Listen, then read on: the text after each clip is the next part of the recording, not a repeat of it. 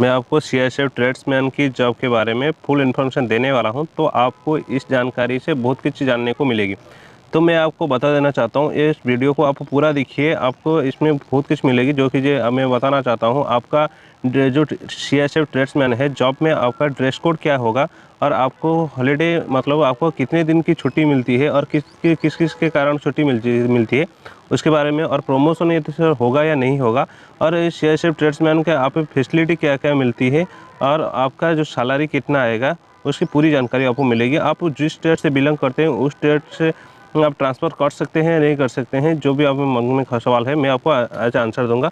और जो आप ये जो ट्रेड्समैन में जो भी ट्रेड के काम करते हैं वो चेंज कर सकते हो नहीं कर सकते हो वो भी जानेंगे, और ट्रेनिंग के कितने वक्त की ट्रेनिंग होगा, और आपका जो ट्रेनिंग के वक्त कितना सैलरी आएगा उसके बारे में, आपका वर्क मतलब हो जाए आपका कितने घंटे काम करेंगे और उसका टाइम टेबल क्या रहेगा, उसकी पूरी जानकारी आपको इस वीडियो में मिल जाएगी। तो ठीक है फ्रेंड्स, आप इस वीडियो को पूरा देखिए। मैं पहले आपको बता देना चाहता हूँ आपका ड्रेस कोड क्या रहेगा। देखिए फ्रेंड्स, आपका ड्रेस कोड तो सीआईएसएफ का जो ड्रेस कोड होता है ट्रेड्समैन की, उसका ड्रेस कोड सारे जो बंदे होते हैं वो आपका पीटी ड्रेस पहनकर ही काम करते हैं। जैसे वाइट कलर की टी शर्ट और खाकी पैंट पहनते हैं, लेकिन वो जिस एरिया पर जाते हैं उसी एरिया के हिसाब से उसको ड्रेस कोड मिलता है, और लेकिन वो काम करने की फ्री होता है, तो इसलिए वो वाइट कलर की टी शर्ट और खाकी पैंट पहनकर ही ज़्यादा वक्त काम करते हैं।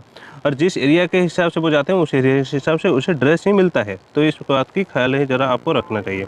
और उसके बाद आपको जो छुट्टी मिलता है, देखिए ये छुट्टी जो होता है ये मेल के लिए और फीमेल के लिए अलग अलग सी छुट्टी होती है।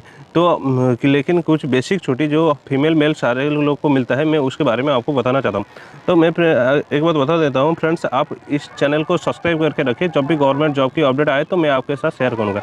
तो ठीक है फ्रेंड्स, मैं आपको बता देना हूँ छुट्टी, ये जो बेसिक की छुट्टी होता है, जो ईएल होता है वो 30 डेज़ का ईएल होता है, और जो सीएल होता है वो 15 दिन का सीएल वो मिलता है छुट्टी। ठीक है, ईएल का मतलब है अर्निंग लिविंग, और सीएल का मतलब कैजुअल लिविंग। तो और एक छुट्टी होता है जो कि ये हाफ पे वो छुट्टी होता है, वो 20 डेज़ का होता है। ये दोनों छुट्टी के ख़त्म होने के बाद ही कोई इमरजेंसी आए तो आप उस जो 20 डेज़ का छुट्टी ले सकते हैं। इस 20 डेज़ का जो छुट्टी होता है वो छुट्टी आपका सैलरी कटेगा, लेकिन मैं बताता हूँ सैलरी के जो मैं बताऊँगा तो उसे पूरा देखने के बाद ही आपका सैलरी के बारे में कुछ मालूम चल जाएगा।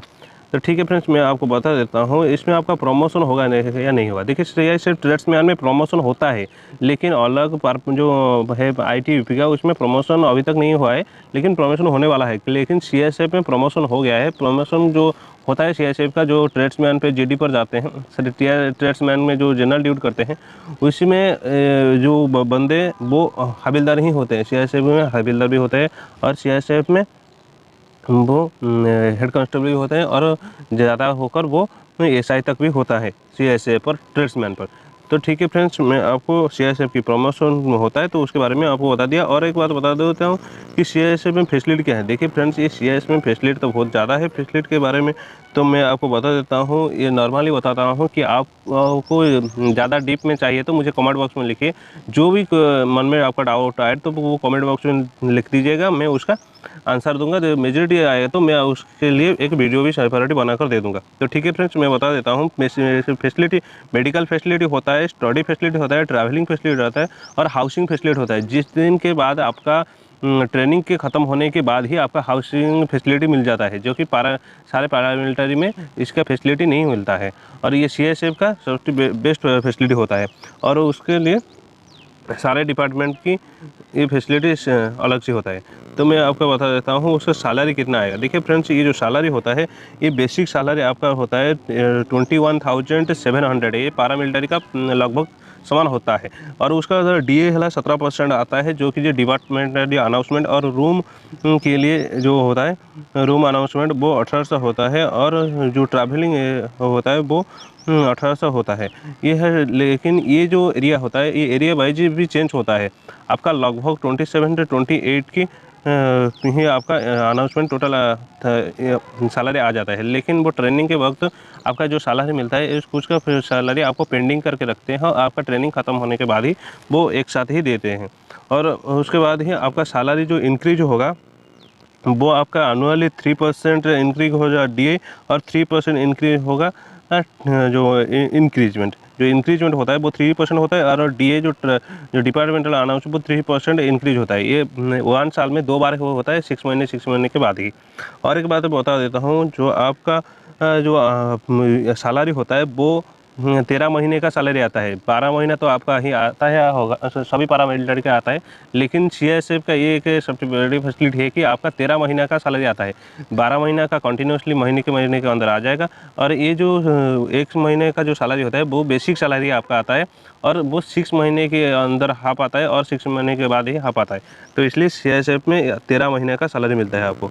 और एक बात बता देता हूँ, आप होम स्टेट की ट्रांसफ़र कर सकते हैं नहीं, आप जिस स्टेट से बिलोंग करते हैं वो स्टेट को आप ट्रांसफ़र कर सकते हैं, नहीं करते। देखिए सारा पैरामिलिट्री में ये फैसिलिटी नहीं है, लेकिन सीआईएसएफ में ये फैसिलिटी है। देखिए फ्रेंड्स, आपका जो एरिया होता है वो 2 भाग में डिवाइड किए हैं, वो आउट ऑफ स्टेट और होम स्टेट। जो होम स्टेट में पर आप 12 साल काम कर सकें, और आउट स्टेट में आप 8 साल काम करेंगे। होम स्टेट ज़रा देखिए, मैं जो बताऊँ, जो लोग उड़ीसा से बिलोंग करते हैं उसका होम स्टेट रहता है उड़ीसा, वेस्ट बंगाल, नागालैंड।